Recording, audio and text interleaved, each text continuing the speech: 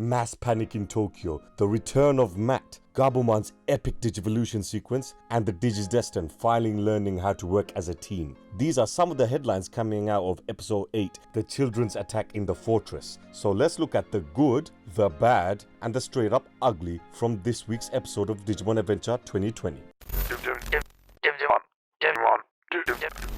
Let's start off with the good, and there are plenty in this episode. We see our little genius Izzy giving us an update on what's going on in Tokyo. Looks like this episode of Digimon is mimicking real life, as there are apparently nothing left in the supermarkets. I'm sure including toilet roll as well, due to the power outage of Tokyo. Are the writers having a cheeky little wink at what happened earlier in the year with us in real life, with all the stock running out in the supermarkets? It made me laugh anyway, with this little update of Tokyo. And speaking of making me laugh, Joe. This guy is just too funny, man. His reaction to seeing how smart Izzy is, he feels underwhelmed within himself. Look at what Izzy is bringing to the table, and he's a 4th grader, and he himself is the oldest. He feels he should be the one leading the charge. Well, he does lead the charge in his own way, taking Mimi, or should I say Sora's towel, and using it as a white flag of surrender. But what happens? He still gets attacked for it. I found that so funny. Like I mentioned in my Joe is overrated video, he brings personality and jokes to the group, which is needed because it gives us a bit of time to breathe as well, as the story is quickening up the pace in terms of action and plot. We got action almost straight away, from getting attacked at sea by Gorimon's purple cannon fire to getting ambushed at the beach by Tankmon. We see Sandbirdmon flying around as well, so the Digimon in this island could be under their spell. But I really like this because we have the evil Digimon in this episode really use their brains in this episode. We had Gorimon use Solarmon's light to detect for any intruders, and when he sees any intruders, he uses his cannon fire to eliminate them from a distance. We have the army of Tankmon near the beach, so if any intruders do manage to evade Gorimon's attacks and end up on the island, they will get ambushed by the army of Tankmon. If they then somehow get past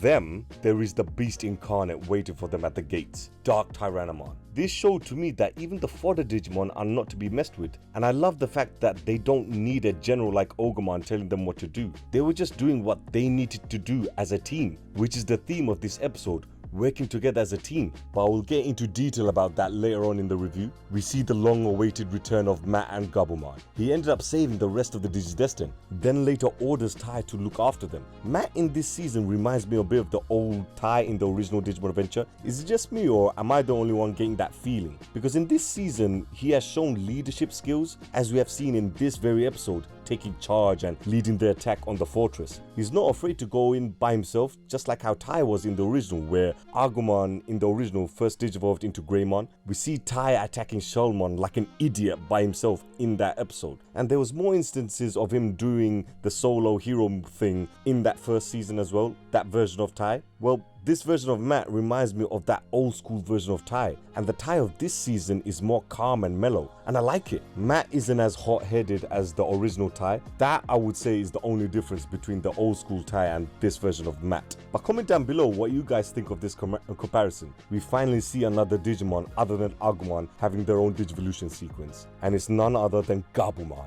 Again, I just love it. It's similar to Agumon's in that we see previous forms of Gabumon in his baby and his in training form before we see the full evolution with the space background behind him fully morphing into Garurumon. Epic. I loved it. And with the music in the background as well, damn, it was good. Matt leaves the others and charges in by himself, and thanks to Joe's antics, Tai then comes up with the plan of using themselves as a decoy in order to make it easier for Matt to infiltrate the fortress. This episode had the theme of teamwork.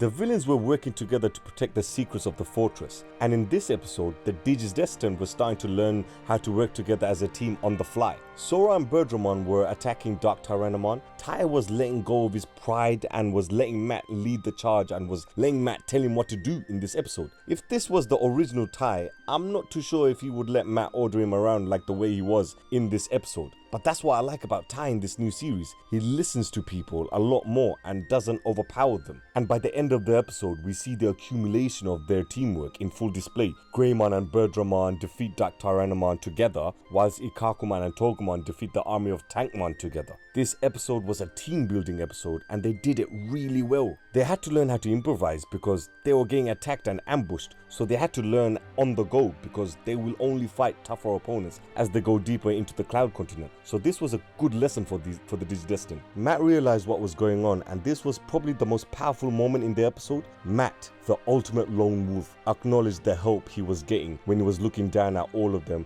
seeing them working together, enabled the crest of friendship within his Digivice, making Gabumon stronger. So strong, in fact, he took out Gabumon with one Foxfire attack. Matt then later apologized to the rest of the team for calling them dead weight, which I loved because he straight up swallowed his pride to say that, which shows growth on his end, and him even saying that they saved him makes me think that he's accepting of working in a team rather than being the lone wolf. We then see them going into the control room. Could we see more revelations of the war that happened all those years ago with the Holy Angel Digimon and the Demon Digimon? We'll just have to wait for next week's episode. That was the good, which is basically 98% of the episode. So now let's go on to the bad. It seems the Birdramon Digivolution curse is now on Palmon and Gomamon. Is the Digivolution sequence only exclusive to Agumon and Gabumon? You can shorten the sequence like how you have been doing with Agumon if you want. The problem is, too much time is wasted at the start of the episode, which is the next bad point for me. I haven't mentioned this in any of my reviews, and I'll probably only mention it on this review. I don't like how they show bits of the episode just before the main intro song. I'm already hyped for the episode. You don't need to show me what I'm going to see anyway. That's what the episode previews are there for. That's their job. But for me, those little nitpicks make it to the bad portion of the episode. Who knows, if they stop showing clips of what's going to happen, maybe we could actually see Birdramon's Digivolution sequence. Anyway guys, thank you for watching this review. Hit that notification bell to stay up to date with our content. Comment down below what you guys thought of this episode. I would love to know your thoughts. And as always, care for nothing.